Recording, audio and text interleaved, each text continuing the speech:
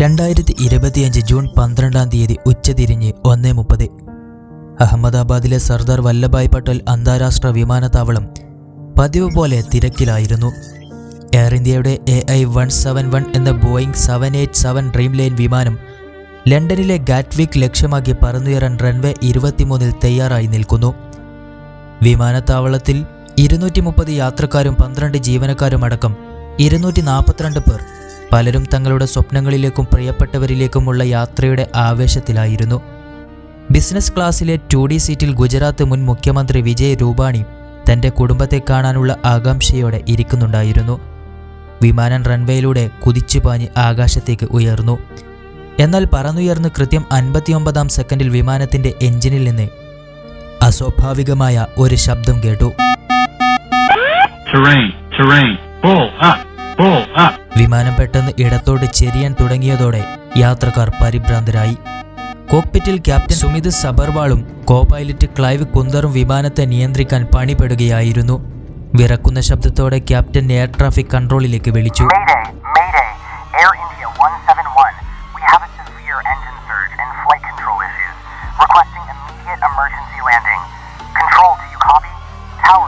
വിമാനത്തിന്റെ ഉള്ളിലപ്പോൾ നരകതുല്യമായ അന്തരീക്ഷമായിരുന്നു. വിമാനം വായുവിൽ ആടിയുലഞ്ഞതോടെ സീറ്റ് ബെൽറ്റുകൾ മുറുകി ജനലിലൂടെ പുറത്തേക്ക് നോക്കിയവർ എഞ്ചിനിൽ നിന്ന് തീ ഉയരുന്നത് കണ്ട് നിലവിളിക്കാൻ തുടങ്ങി. സ്ത്രീകളുടെയും കുട്ടികളുടെയും ഹൃദയഭേദകമായ കരച്ചിൽ വിമാനത്തിനകത്ത് മുഴങ്ങിക്കൊണ്ടിരുന്നു. എന്നൊക്കെയുള്ള വിളികൾ ഉയർന്നുകൊണ്ടേയിരുന്നു. സീറ്റ് 11A ഇരുന്നിരുന്ന രാമേഷ് വിശ്വകുമാർ തൻ്റെ പ്രിയപ്പെട്ടവരെ ഓർത്ത് കണ്ണുകൾ അടച്ച് പ്രാർത്ഥിച്ചു. പ്രായമായ സ്ത്രീകൾ തങ്ങളുടെ കൊന്തയും ജപമാലയും കയ്യിലെടുത്ത് ഉച്ചത്തിൽ പ്രാർത്ഥിച്ചുകൊണ്ടിരുന്നു. മരണത്തെ തൊട്ടടുത്ത് കണ്ട ആ നിമിഷങ്ങളിൽ വിമാനത്തിനുള്ളിൽ പ്രാർത്ഥനകളും വിലാപങ്ങളുമല്ലാതെ മറ്റൊന്നും കേൾക്കാനുണ്ടായിരുന്നില്ല. കോക്പിറ്റിൽ പൈലറ്റുമാർ തങ്ങളുടെ പരമാവധി ശ്രമിക്കുന്നുണ്ടായിരുന്നു. വിമാനത്തിന്റെ ലാൻഡിംഗ് ഗിയറുകൾ കൃത്യമായി പ്രവർത്തിക്കുന്നില്ലെന്നും ഫ്ലാപ്പുകൾ നിശ്ചലമായെന്നും അവർ തിരിച്ചറിഞ്ഞു.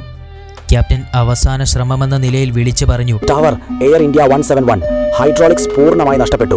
ഫ്ലാപ്സ് അസമമായ നിലയിൽ കുടുങ്ങി. ഉയരം വേഗത്തിൽ കുറയുന്നു. നിയന്ത്രണം പിടിക്കാനാവുന്നില്ല. നഗരത്തിന് മുകളിലൂടെ താഴേക്ക് പോവുകയാണ്. എയർ ഇന്ത്യ 171 കൺട്രോൾ ടവറിൽ നിങ്ങൾക്ക് കേൾക്കുന്നുണ്ടോ? ശാന്തമായി തുടരുക.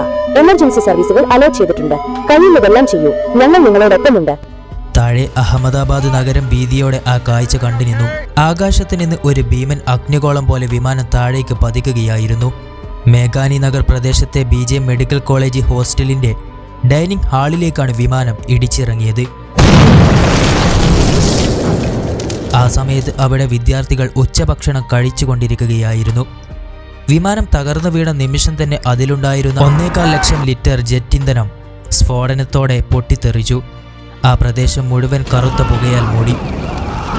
വിമാനത്തിനുള്ളിലെ അവസ്ഥ വിവരണാതീതമായിരുന്നു. തകർന്നു വീഴുന്നതിന് തൊട്ടുമുമ്പുള്ള നിമിഷങ്ങളിൽ യാത്രക്കാർ പരസ്പരം കെട്ടിപ്പിടിച്ച് അന്ത്യയാത്ര പറയുകയായിരുന്നു. സ്ത്രീകളുടെ ദയനീയമായ കരച്ചിൽ സ്ഫോടന ശബ്ദത്തിൽ അലിഞ്ഞുപോയി. താഴെ ഹോസ്റ്റലിലുണ്ടായിരുന്ന വിദ്യാർത്ഥികളും എന്തു ചെയ്യണമെന്നറിയാതെ ചിതറിയോടി. 5 വിദ്യാർത്ഥികൾക്ക് ആ സ്ഫോടനത്തിൽ തൽക്ഷണം ജീവൻ നഷ്ടപ്പെട്ടു. വിമാനത്തിനുള്ളിലെ 241 പേരും ആ അഗ്നിബാധയിൽ ഇല്ലാതായി. രക്ഷാപ്രവർത്തകർ എത്തുമ്പോൾ കണ്ടത് കത്തിയമർന്ന വിമാനത്തിന്റെ അവശിഷ്ടങ്ങളും ചിതറിക്കിടക്കുന്ന സാധനങ്ങളുമായിരുന്നു. എന്നാൽ ആ ദുരന്തത്തിനിടയിലും ഒരു അത്ഭുതം സംഭവിച്ചു. എമർജൻസി എക്സിറ്റിന് അരികിലുണ്ടായിരുന്ന രമേശ് വിശ്വകുമാർ എന്ന യാത്രക്കാരൻ അത്ഭുതകരമായി ആ തീപ്പൊള്ളലിൽ നിന്നും സ്ഫോടനത്തിൽ നിന്നും രക്ഷപ്പെട്ടു. പുറത്തെത്തിയ അദ്ദേഹം വിറക്കുന്ന ശബ്ദത്തോടെ പറഞ്ഞു, എല്ലാം ഒരു സെക്കൻഡിൽ തീർന്നു. ചുറ്റും ആളുകളുടെ കരച്ചിൽ മാത്രമായിരുന്നു. ഞാൻ എങ്ങനെ രക്ഷപ്പെട്ടുവെന്ന് എനിക്ക് പോലും അറിയില്ല. അഹമ്മദാബാദിന്റെ ചരിത്രത്തിലെ ഏറ്റവും വലിയ ദുരന്തമായി ഇത് മാറി. ഗുജറാത്ത് മുൻ മുഖ്യമന്ത്രി വിജയ് രൂപാണിയുടെ മരണം സംസ്ഥാനത്തെ ഞെട്ടിച്ചു കളഞ്ഞു. തൻ്റെ കുടുംബത്തെ കാണാൻ പുറപ്പെട്ട അദ്ദേഹം ഒരു അഗ്നിഗോളമായി മാറിയ വിമാനത്തിനുള്ളിൽ അവസാനിച്ചു. പൈലറ്റുമാരുടെ അവസാന വാക്കുകൾ അടങ്ങിയ ബ്ലാക്ക് ബോക്സ് പിന്നീട് ഹോസ്റ്റലിന്റെ അവശിഷ്ടങ്ങളിൽ നിന്നും കണ്ടെടുത്തു. വിമാനത്തിന്റെ അറ്റകുറ്റപ്പണിയിൽ വന്ന വീഴ്ചയാണോ അതോ സാങ്കേതിക തകരാറാണോ എന്നതിനെക്കുറിച്ച് ഇപ്പോഴും അന്വേഷണം നടക്കുന്നു. ആ ആകാശയാത്ര അവസാനിച്ചത് നൂറുകണക്കിന് കുടുംബങ്ങളുടെ സ്വപ്നങ്ങളെയും പ്രതീക്ഷകളെയും കരിച്ചു കളഞ്ഞുകൊണ്ടാണ്.